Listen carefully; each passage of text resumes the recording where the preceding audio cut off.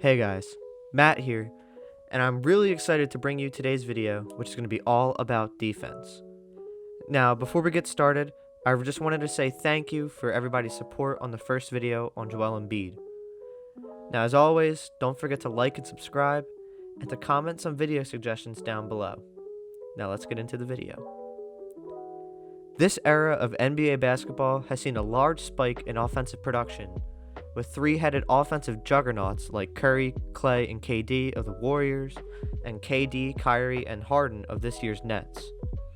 Although teams are scoring more points than ever, there's always two sides of the game, and reliable defenders have become a very valued piece for a contending team vying for a championship.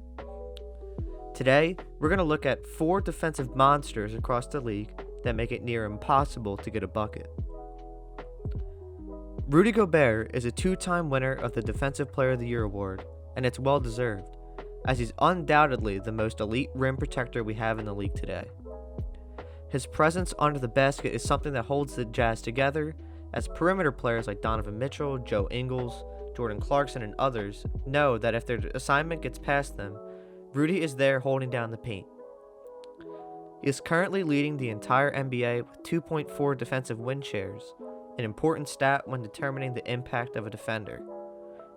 He also has a career average of 2.2 blocks per game, proving his ability to swat shot attempts away at the cup. Rudy's biggest disadvantage as a defender, however, is his versatility.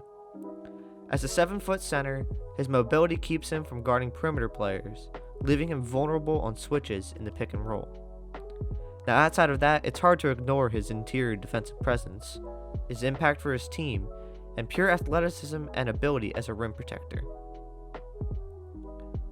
Now, unlike Rudy Gobert, Ben Simmons' calling card as a defender is versatility. At 6'10", the Aussie point guard can lock up most, if not all, perimeter and interior offensive talents, ranging from quick guards like Damian Lillard, Bradley Beal, and Steph Curry, to big men like Domantas Sabonis, Julius Randle, and Pascal Siakam, just to name a few. Simmons was last year's steals champion, as he wreaked havoc in the passing lanes, stripped ball handlers, and took advantage of mismatches in the posts, averaging 2.1 steals per game and helping the Sixers become the 6th best defensive team in the 2019-2020 season, while also making All-NBA third team as well as All-Defensive first. Jonathan Isaac is one of the most interesting players in the league, being a 6'10" forward with the lateral quickness of a point guard. He, along the likes of Ben Simmons, is one of the most versatile defenders in the league, and is rarely taken advantage of due to mismatches, either in the pick and roll or in the post.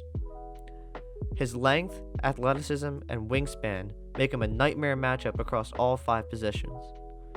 Arguably, his most coveted skill is his lateral quickness, which allows him to come out and defend on the perimeter as well as defend in transition.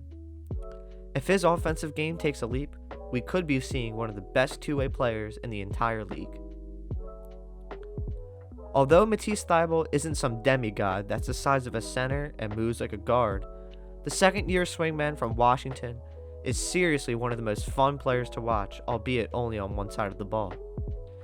With a limited offensive game, he's probably not going to be a rotation player in the league if it weren't for his defensive prowess. He's legitimately one of the most terrifying matchups for volume scorers to go against, as he blocks jumpers like it's nothing and picks pockets like it's taking candy away from a baby. Per 100 possessions, Thybulle averages an absurd 3.6 steals and 2 blocks, which puts him in elite category as one of the most underappreciated defenders in recent memory. Although he's a 3-and-D player with no 3, he has become vital for the Sixers' success in the past 2 years, being a specialist that can come off the bench and make an impact by taking the other team's best offensive player out of the equation. Thank you so much for watching today's video. I really enjoyed making this one, and I hope you liked it too. As always, my socials are in the description, and I'll be posting more basketball content there soon. I'll catch you guys in the next video. Peace.